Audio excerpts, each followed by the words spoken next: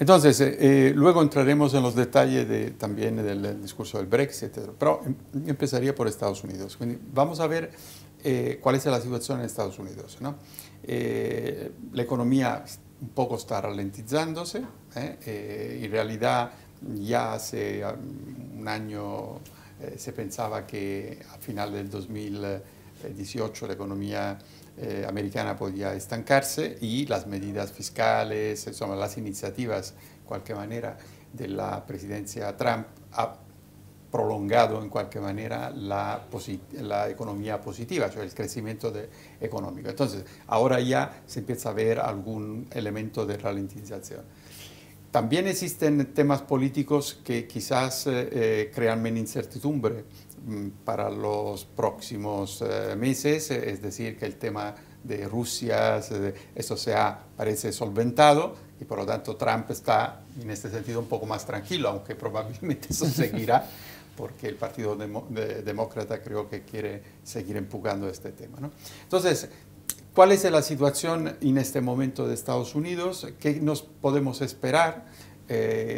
También en términos de fortaleza del dólar. El dólar ahora ha recuperado un poco de posiciones, ¿no?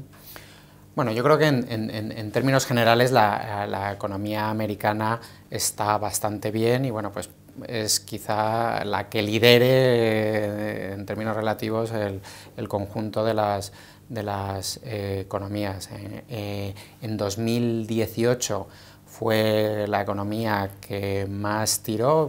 Si bien en el 2017 la sorpresa había sido Europa, que había estado creciendo por encima de su potencial, y Estados Unidos quizá en el 17, haciéndolo bien, se quedó un poquito por detrás. Sin embargo, en el 18, casi todo el 18 la economía americana estuvo muy fuerte, con el nivel de empleo prácticamente en máximos. Obviamente en esa situación pues, la inflación sin dispararse, pero ya estaba en el límite, digamos, donde la Reserva Federal está tranquila y luego, pues, pareciendo una economía lógicamente muy resiliente y que iba muy bien, pues lo que hemos visto es que al final del 18 pues, hemos empezado a ver cierta ralentización, que bueno, yo pienso que es achacable por un lado a que la Reserva Federal, lógicamente, yendo a la economía muy bien,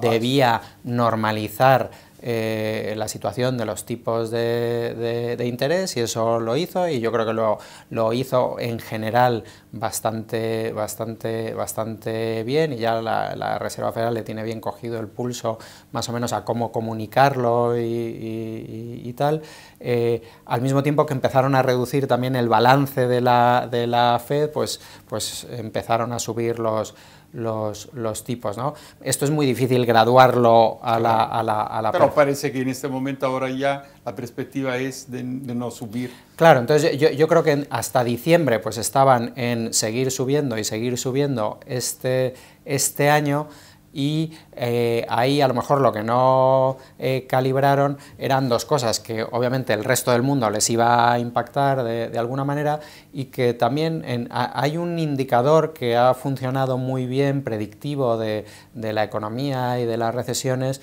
que es la inversión de la curva de tipos de interés. O sea, cuando el tipo a 10 años se pone por debajo, se iguala a los tipos a corto plazo, pues en el pasado ha sido un buen indicador de que una posible recesión está en camino, ¿no?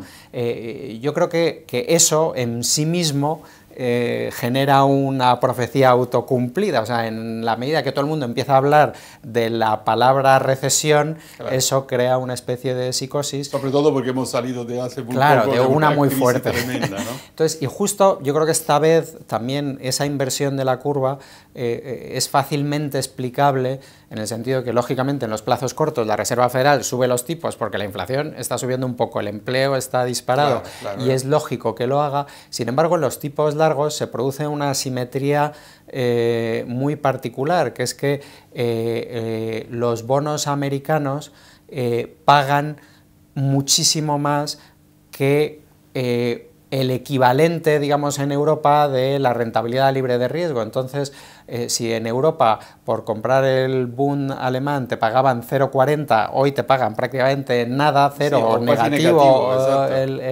el otro día, claro, muchos inversores han ido al bono americano que les estaba pagando más, y eso ha impedido que el bono americano subiera. Entonces, pues ahí ha habido un cúmulo de cosas que han hecho que la economía americana se haya frenado un poco, pero yo tampoco me rasgaría las vestiduras, porque pienso que más allá de si luego técnicamente te pasas 2 trimestres sin crecer y eso lo llamamos recesión o no, pues es lógico que en un periodo expansivo tan largo pues tengas una ralentización, pero que yo no veo que tenga un alcance muy profundo, ¿no? Okay.